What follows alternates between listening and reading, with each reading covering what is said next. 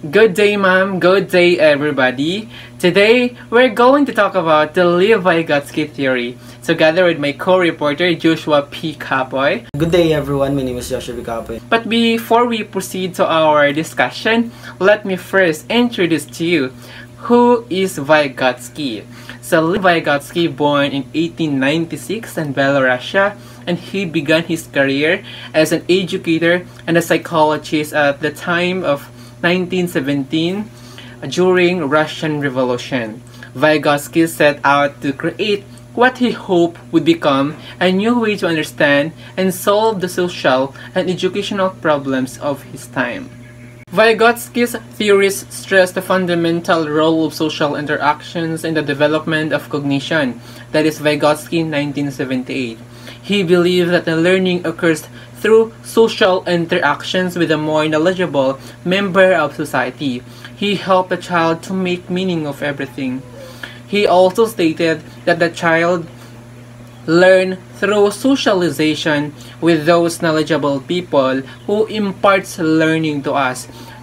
Those people who teach us how to dress, how to write, how to read, and many more. Dun na tayo mas natututo according to Lev Vygotsky. And also, Lev Vygotsky stated that the socialization perceives development. So kung ihahalin tulad natin ito sa bata at sa mama, so nauuna yung socialization niya sa mama niya bago nangyari yung pagkatuto. Like we say example, di ba? Bago tayo nakasalita ng mama, like naguna pa yung mama natin nagsalita ng mama. So dun daw natutunan ng bata. Doon na nangyari yung pagkatuto. Pero kung when we say sa classroom naman, yung pag may interaction between the learners and instructors, kung mas ni-encourage natin yung engaging and mas interactive na klase, doon daw mas natututo yung mga estudyante natin. Kumbaga, we allow our learners to express their ideas, their perspectives on ano ba yung dinidiscuss natin.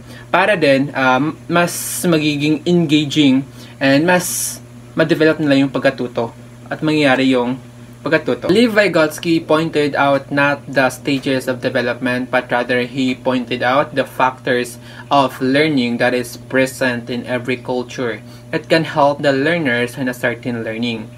So, ito yung three things that are present sa lahat ng kultura and in every culture that can help the learners understand and to be educated and to develop as matured, skilled, and sufficient. So we have first one, the social interaction, and the cultural factors and language. The first factors of Lev Vygotsky is the social interaction. So social environment or the community takes on the major role in one's development. So this is the area where the students or the learners mingle into one another. And also this is the area where the students get involved, get knowledge, and get influence and being influenced to others. We call this one as a reciprocal learning. I learn from you and you learn from me. So in every culture, we have our own way of interacting. Like we say example dito sa Pilipinas, the way tayo mag-discipline ng mga bata natin is that kung mag-sagot-sagot sila, it means bastos, walang respeto, kaya sinasaktan natin or sinasampal para yun yung kumbaga way of pag-discipline natin sa kanila. And kung i-compare naman natin sa culture doon sa Europa, the way sila na discipline ng mga bata, they allow their children or they allow their child to reason out why they should not be punished, di ba? Kasi importante naman talaga yan na ma-develop natin yung sense of responsibility of defending ourselves, di ba? Napaka-importante din yan. Kaya iba-iba yung way of interaction natin when it comes sa pag-develop natin. The second factors is the cultural factors. So as what I have said earlier, we have our own differences when it comes in cultures and religions and belief at saka marami pang iba. Iba-iba yung pinanggalingan at kinalakihan natin, kaya iba-iba din yung pag-develop at paraan ng pag-develop natin. Like we say example, di ba, sa kapag ang parents ay family oriented, so mas may possibilities na may magandang epekto yon sa bata na pwedeng maging family oriented din, di ba? Kung sa example naman, pag may parents na sabongero or sugarol, lahat yung mama at papa niya, so there is a 50% possibilities na may may negative impact sa bata, ay may di magandang epekto sa bata, pwede niyang magaya. I'm not saying na lahat like sa ganito na paraan is lahat ng bata is hindi nagde-develop. It depends lang talaga. But it is 50% possibilities na magkakaroon ng negative impact sa bata. Kaya very importante yung guiding people sa paligid natin na nag-nurture sa atin on how we learn and we grow as a unique individual. And the last factors of learning is the language. So sa kanilang tatlo, ito yung pinaka-importante. Because without language, walang mangyari na social interaction and walang like the way we interact and natututo sa kultura. Pag walang language, hindi yun nangyayari. Yeah, importante talaga yung language. In language nga sabi nga nila, if you have a 1 or 3 languages, you are intelligent than average. Because the more language you have, the more knowledgeable you become. Kasi those people na wide yung vocabulary nila, yun yung mga taong matalino, like maiintindihan nila kahit just lang magbasa ng libro in English, di ba? Nakakaintindi sila kasi nga alam nila yung iba-ibang lingwahe, di ba? You can understand, can fully understand or makuha yung idea na gustong ipahiwatig sa binabasa natin or sa mga kachika natin. Good day everyone, I am Joshua Pigaboy and I am the next presenter. So, in Live by God's Key Theories, we have the zone of proximal development. We're in this area where the most sensitive instructions or guidance should be given to the students. Or kanang ang mga guidance and kanang mga instructions nga kanang makatabang sila is important nga mahatag sila aron sila ma-develop lang skills.